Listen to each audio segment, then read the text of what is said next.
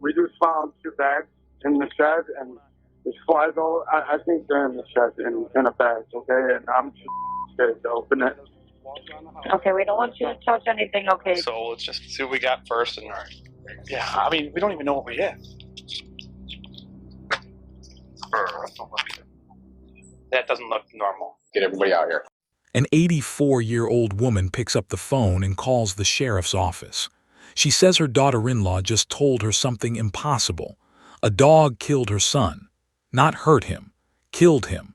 A German shepherd, the family's own pet, jumped up, grabbed him by the throat, and that was it. Police drive out to check, and when they get there, something is immediately wrong. There's no dog anywhere on the property. There's no dead man either.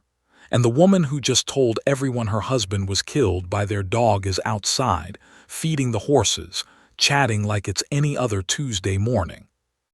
That's strange enough on its own, but it's not even the biggest lie she's about to tell that week. Hit subscribe right now because this story only gets darker from here. And while you're at it, a like helps this reach more people, and a comment tells me you're paying attention. Now let's get into it.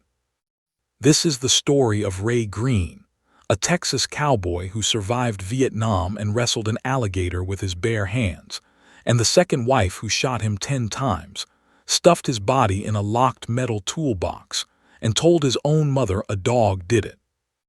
Ray Green was, by every account, exactly the kind of man people build legends around.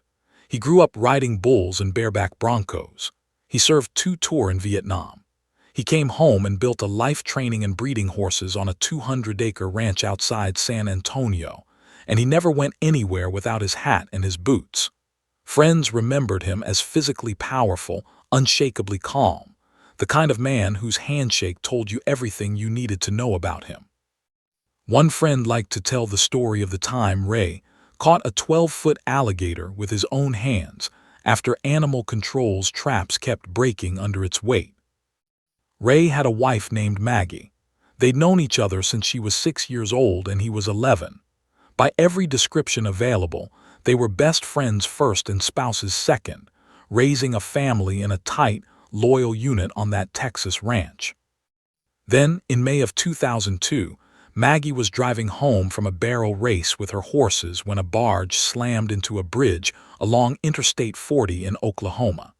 Nearly a dozen vehicles plunged 75 feet into the water below. Maggie didn't survive. Ray called her his Rose. After she died, people who knew him said his light simply went out. A wrongful death lawsuit followed, and the family received a settlement of just over $1 million, money that could never undo what happened, sitting there instead as a strange, painful consolation. And that's exactly when Danielle Green walked into his life. Everyone called her Danny. She'd actually known Ray for years already as a client. She'd hired him back in 1996 to train her horses. But it was only after Maggie's death, just 2 months after, that Danny started showing up at the ranch every single day. She was 22 years younger than Ray. According to people who watched it happen, Ray didn't chase her. She came to him, said the things a grieving man needed to hear, and it turned into a relationship fast. Ray's daughter, Tracy, watched all of this happen, and it never sat right with her, especially once she noticed Danny wearing her late mother's cowboy hats, boots, and jewelry around the ranch. Ray and Danny eloped, and here's where the story takes its first real turn, because Danny wasn't just interested in Ray. She had her own ambition, and it was a big one. She wanted to compete in Olympic dressage. So the newlyweds packed up, took Maggie's settlement money with them, and moved to Palm Beach County, Florida, ground zero for Olympic dressage training in the entire country. They bought land near the training facilities. Ray built her a private workout room in the house.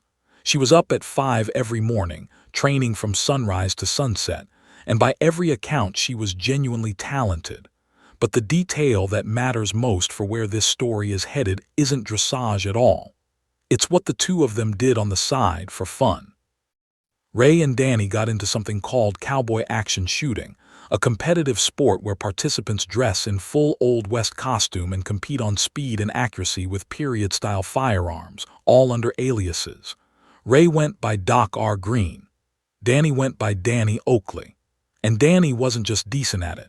She was fast. Within a short time, she'd overtaken the club's reigning top shooter entirely. People in that community loved them.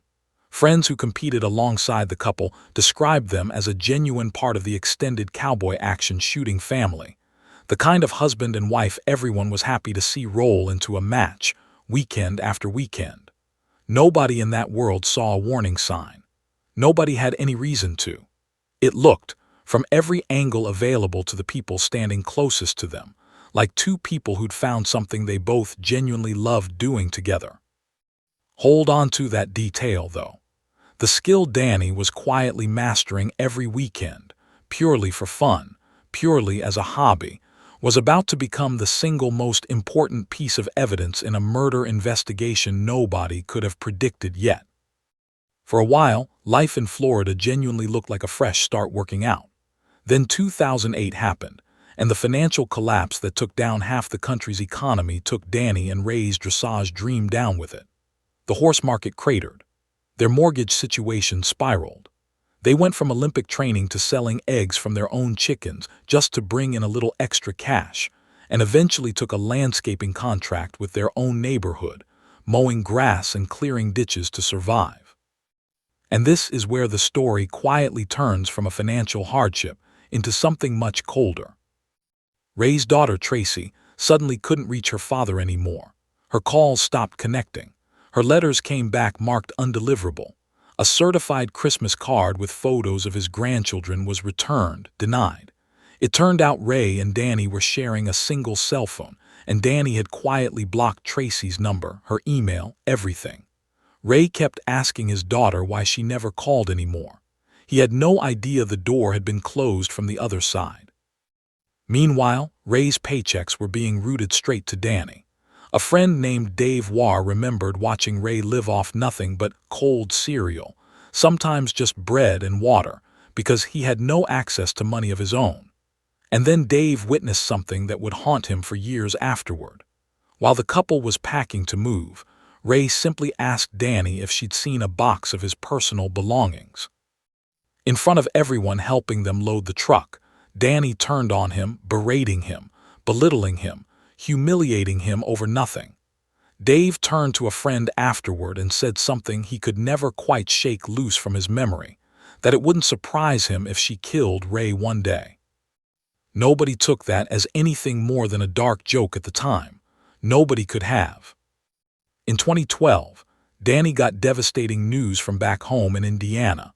Both of her parents were terminally ill with cancer at the same time.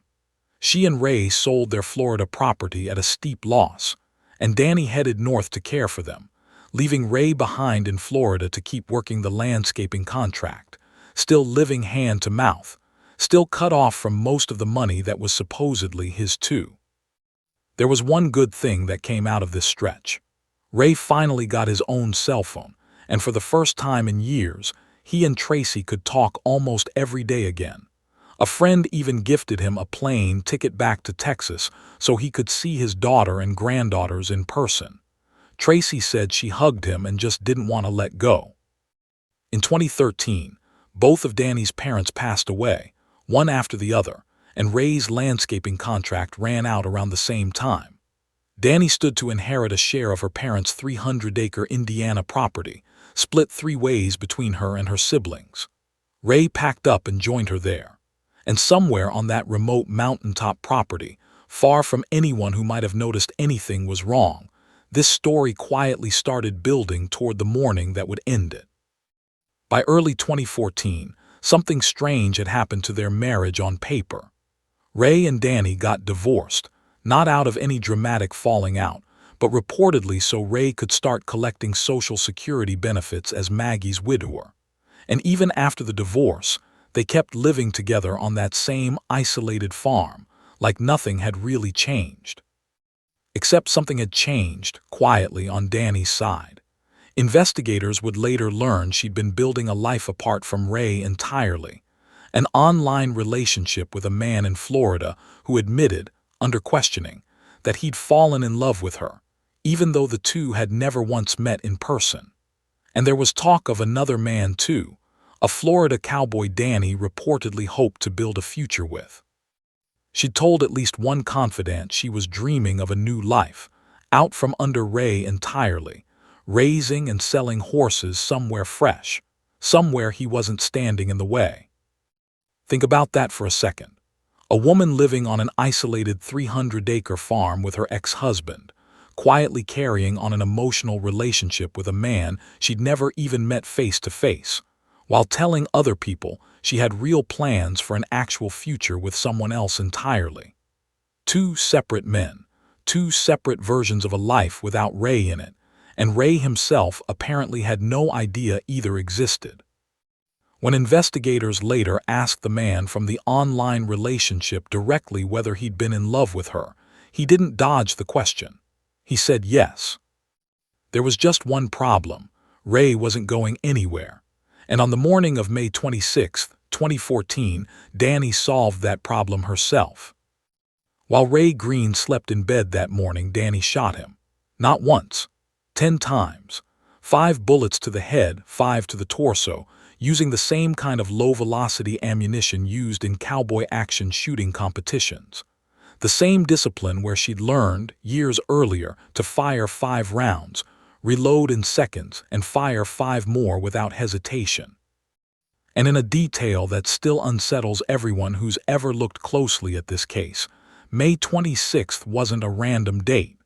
It was the 12th anniversary, almost to the day, of the bridge collapse that had killed Ray's first wife, Maggie.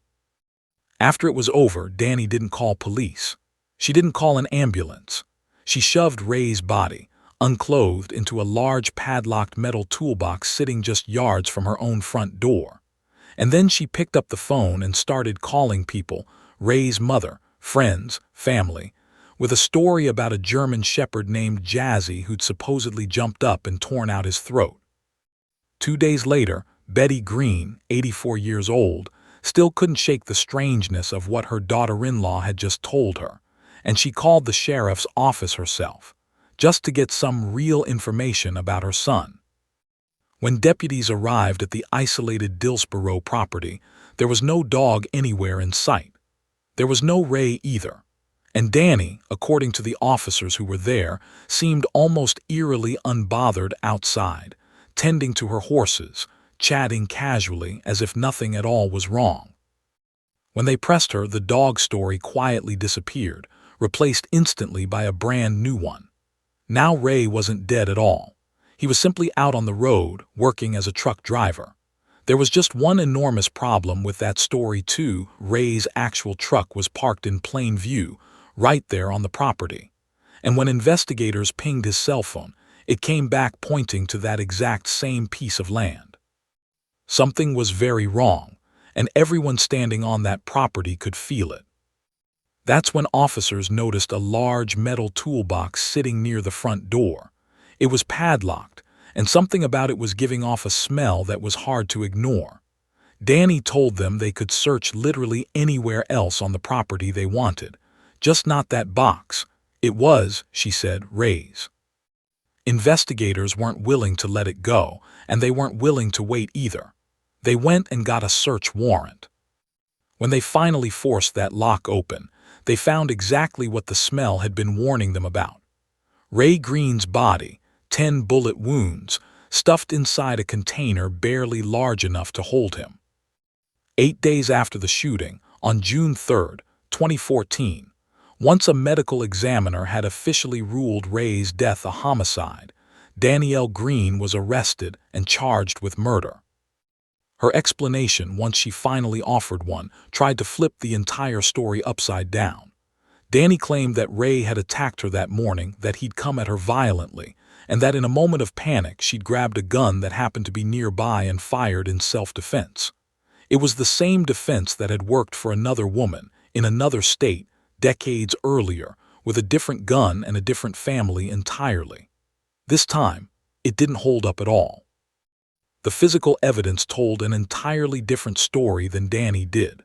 Forensic analysis of the wound pattern and the crime scene indicated Ray had been shot while he was asleep in bed, not standing, not lunging at her, not engaged in any kind of struggle at all. 10 precise, controlled gunshots delivered to a sleeping man aren't the marks of a frightened woman firing wildly to defend herself. They're the marks of someone who knew exactly what she was doing and had all the time in the world to do it. Prosecutor Aaron Negengard didn't mince words in front of the jury. This, he told them, was cold-blooded murder. She shot him 10 times and left him there to rot in a box by her own front door. The jury didn't believe the self-defense story for a second. In September 2015, Danielle Green was convicted of murder. She was sentenced to 60 years in prison, 5 years short of the maximum available to the court. Today, she's serving that sentence at the Indiana Women's Prison, with an earliest possible release date sitting all the way out in 2043. Ray Green never made it out of that bedroom. A man who'd survived combat overseas, wrestled an alligator with his own hands, and rebuilt his entire life after losing the first woman he ever loved, was killed in his sleep by the second one on the anniversary of the first. Word of what had actually happened spread quickly through the cowboy action shooting community that had known Ray and Danny for years as Doc R. Green and Danny Oakley. For people who'd spent weekends competing alongside them, sharing meals at matches, watching Danny rise to become one of the club's top shooters, the news landed like a physical blow. These weren't strangers reading a headline. These were friends who had genuinely believed, right up until the moment the truth came out, that they were looking at two good people who'd found something they loved doing. Together, finding out one of them had used that exact skill set to kill the other wasn't just shocking. For some of them, it meant quietly re-examining every match, every conversation, every ordinary weekend they'd spent believing they understood who these two people actually were. Technical analysis. What makes this case such a clear example of forensic evidence overriding a suspect's own account is the wound pattern itself. Ray Green was shot 10 times, and the entry angles and positioning were consistent with a body that was lying down, asleep, rather than standing and engaged in any kind of physical struggle. That single detail is what dismantled Danny Green's self-defense claim almost entirely on its own. A person defending themselves in a sudden, chaotic confrontation doesn't typically manage 10 controlled, precisely placed shots on a target that's actively attacking them. A person shooting a sleeping man has all the time and control in the world. The second technical thread running through this case is how quickly a simple wellness check escalated once the physical details stopped lining up.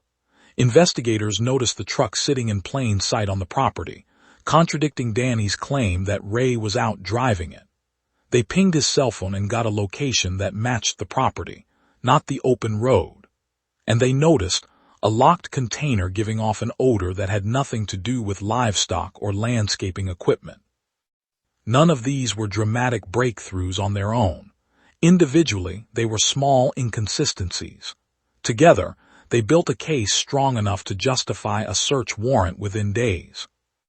There's also a quieter piece of this case worth understanding. The role investigators say Danny's own digital activity played in establishing motive, once the physical case was already solid.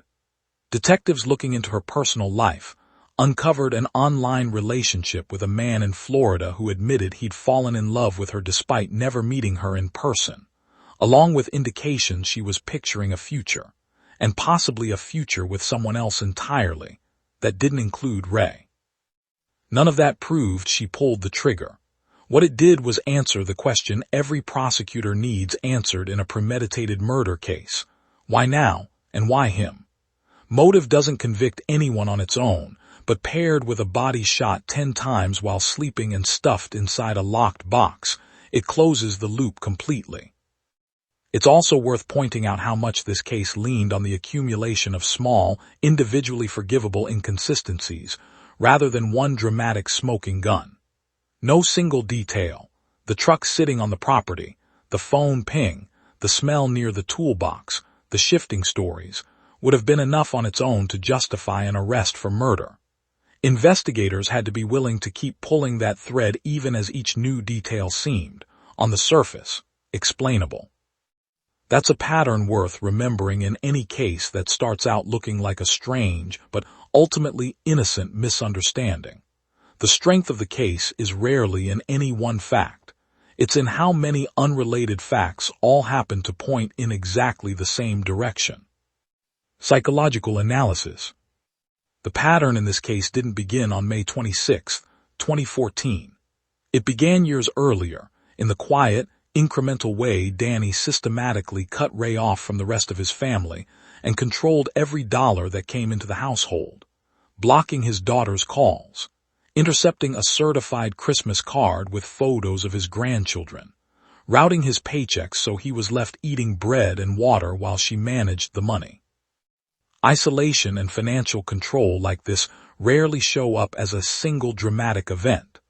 They accumulate quietly, year after year, until the person on the receiving end has almost no one left checking in on them regularly enough to notice something is deeply wrong.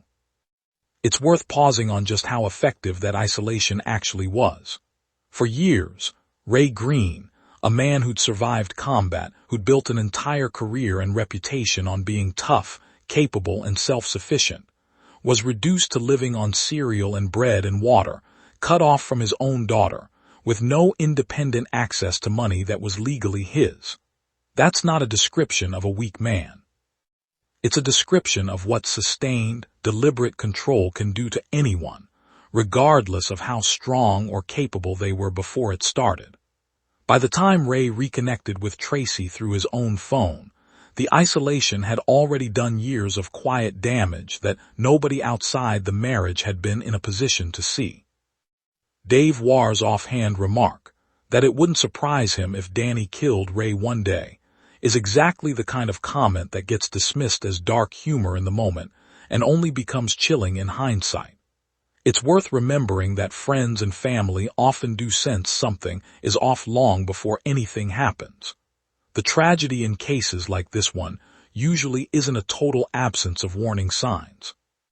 It's that the warning signs looked, at the time, exactly like the kind of ordinary tension that exists in plenty of relationships that never turn violent. There's also something worth sitting with in how Danny behaved in the immediate aftermath. Rather than panicking, fleeing, or even attempting a more elaborate cover story from the start, she called multiple people with a specific, oddly detailed narrative about a dog attack, and then carried on with ordinary chores, feeding horses, making conversation, while officers stood on her property looking for a body she already knew was locked in a box a few yards away. That kind of composure under direct police scrutiny, immediately after taking a life, tends to reflect either a deeply practiced ability to compartmentalize or a level of premeditation so thorough that the aftermath had already been mentally rehearsed before it ever happened. Consider what that actually required of her, moment to moment. She had to keep a straight face while an 84-year-old woman's suspicions brought police to her front gate. She had to invent a second story on the spot when the first one collapsed, and do it convincingly enough that officers needed real forensic follow-up rather than instant certainty she was lying. She had to stand within a few yards of her own front door, knowing exactly what was sealed inside that toolbox, and talk about her horses like it was any other morning. Most people, even people who have done something terrible, don't have that particular kind of control over their own nervous system in the hours immediately afterward. That gap between what an ordinary panicked reaction looks like and what investigators actually witnessed on that property is, in its own way, some of the most telling evidence in the entire case, even though it never showed up on a lab report. And then there's the date itself. Whether the 12th anniversary of Maggie's death was a deliberate choice or simply a grim coincidence is something only Danny Green truly knows. But it's hard not to notice that the woman who replaced Maggie in Ray's life ended up taking his life on the exact date the world had already taken hers. There's one more angle worth sitting with before this story ends, and it has nothing to do with forensics or motive. It's about how completely one relationship can rewrite the trajectory of an entire family across 2 decades. Ray Green's daughter Tracy lost her mother in a bridge collapse she had no way to prevent. Then, within the very same year, she effectively lost her father too, not to death, but to a woman who methodically closed every line of communication between them for years at a time. She got him back, briefly, only to lose him permanently a short time later, this time in a way far more violent and far more deliberate than anything a barge striking a bridge could ever be. 2 tragedies, over a dozen years apart, and only one of them was ever actually a choice someone made. Ray Green built a life around loyalty, family, and the kind of quiet toughness that made people trust him instantly. He lost one wife to a tragedy no one could have prevented, and years later, lost his own life to the woman who filled that void, someone who, according to a prosecutor who watched the entire case unfold, was simply very, very calculating. If this case pulled you in, hit subscribe so you don't miss the next one. This channel is full of stories exactly like this.